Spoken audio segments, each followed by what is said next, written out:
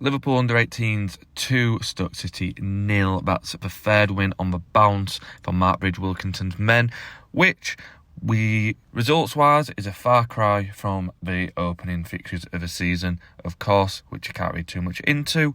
But it's good to see points on the board. So, straight from the bat, talking points personnel-wise, we saw a very, very strong team. Interesting that Trey Nyoni joined back with the group, back into under-18 level, which he's still eligible for, obviously. But there's no under-21 game until the end of the month. And he does have England duty in between, which will see him over with minutes, really. So it was just about getting minutes in the tank, make sure that he is sharp if called upon by the first team. And as you can imagine, he did stand out, but we'll talk about it later. So we've also got Rio Ngumoha in the starting line. We can see a real relationship beginning to blossom between those two. And then you'd highlight Carter Pinnington dropping back in. He's been an under-21 regular since last year, really. So as a first-year scholar, he's been playing with the under-21s. He did drop back in today. And obviously we managed to keep a clean sheet. So it was a very, very strong Liverpool lineup for this level. One of the strongest he could put out. You could have still put Cornel Miscurum in there, or you could have still put Kieran Morrison in there. But Bailey Hall did a cracking job, and he's having a great season in his own right. And all good. So 2-0 win. Goal scorers Josh Sonny Lambie and Karim Ahmed. Ahmed put Liverpool ahead before Sonny Lambie gave Liverpool some breathing space. And I think that in terms of control, in terms of overall performance, how Liverpool used the ball, how they mitigated Stoke's threat, who were still in the game, while it was Liverpool's probably one of the best league performances of the season, Stoke were completely outclassed. He did pose somewhat of a threat, but Liverpool did well, and it's probably the most controlled I've seen him play this season. A big part of that was the inclusion of Trey Nyoni. He does stand out at this level, not in a way of complete domination of his opponents, but he just plays at his own pace. He seems to have all the time in the world on the ball. So much calmer than everyone else. And he very rarely makes a wrong decision. It really stands out at this level, I must say. At a level where there's a lot more loose passes, loose touches around, which is acceptable. It's normal, and we do expect it. Nyoni really, really shows his class, and he did well today. And as mentioned earlier, he really started to build a relationship with Rio Ngumoha. He often looked to the left, a couple of give and goes, a couple of 1-2s to beat the full back and centre back in that gap in between those. And it seems to be working really well, and I think it's something hopefully we'll see more of probably this season at under-21 level. And hopefully one day for the first team, but there's no rush at all yet. So that's Nyoni covered on Ngumoha. Midweek, he put in his best performance, in my opinion, in a Liverpool shirt, and he does seem to have a bit of momentum behind him now. I think probably on a personal note, in my own head, I was a little bit too critical of him. He did well. You could see his talent in his feet in the opening fixtures he played, but I just wasn't seeing it. Which is probably wrong of me in terms of assessing players. But I do have to consider he had no pre-season, no football since May. Gets settling into a new area. I always harp on about this. And he had come with a big reputation. But now we're starting to see it.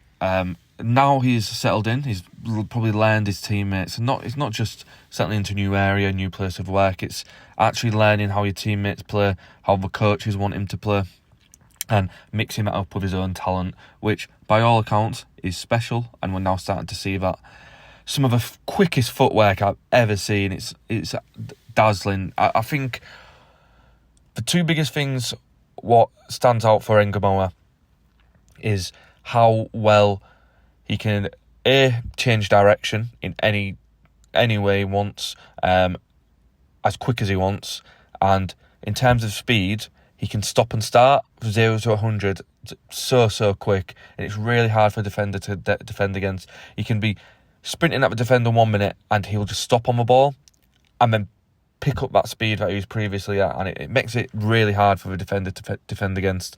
And we're seeing more of it. And by the second half yesterday, he was genuinely just doing what he wanted with a ball. It's good to see. It's good to see him doing well. He looks like he's enjoying himself more now. Not that he was bad or not enjoying himself by any means in the opening fixtures, but you could tell that he was just warming up. I think now we see his performances now, looking back at how he played in the opening fixtures, you can see a player just warming into his surroundings and the team. I think my man of the match though was Joe Bradshaw.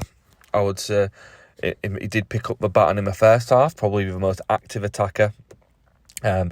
Influenced all phases. He could have had an assist or two, maybe, and he was relentlessly direct, as he always is. Seems to be developing a really good understanding with his striker, Josh Lamby, and it wasn't just the attacking yesterday. He was dropping into midfield, dropping in the middle when other players went out wide to help with rotation and combination and filling the gaps of space. And most impressive for me yesterday is his work rate running back. He made maybe 4 or 5 vital interceptions to prevent Stoke from getting forward, and it was really a good game from him. He has represented both England and Ireland at youth international level. He's not had a call-up for a while, but we'll see how he develops. It's a real sleeper for me. I think I picked him as a player to watch at the start of the season. He's a real good striker of a ball, and he's like a little Duracell bunny running around the pitch. And it worked for the team really well today. So it's a credit to him. He's really picked up form over the past couple of weeks. More amongst the goals after missing. He did miss a few big chances in the opening fixtures of the season, but he looks to be a little bit more clinical now, because a lot of these players are just warming up into the season. So Joe Bradshaw, probably my player of the match yesterday. Really good to see. And finally, it was a really good team performance yesterday from everyone all around. Everybody was good, played to a good level. Bailey Hall made some good saves, and it's really good to see him finally grab a clean sheet. It's really well deserved. I think he's... If it weren't for Cornell Miscua and his form and how well he's rated as a goalkeeper, I think he'd be receiving a little bit more attention. I think he's going under the radar. It's developing nicely, really good with the ball at his feet, really confident, quick off his line. Happy he got a clean sheet. And Lucas Pitt, I'd like to mention. Right back again today, not his natural role. And he's normally a centre-back. And normally when a centre-back moves to right back, you usually see him play a more defensive game. And Pitt has done that before. And I think going forward is not entirely his forte.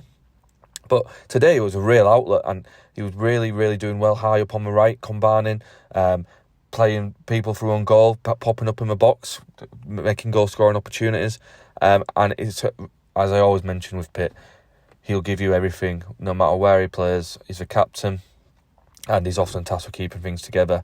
And he had a lot of joy down the right today, which is nice to see.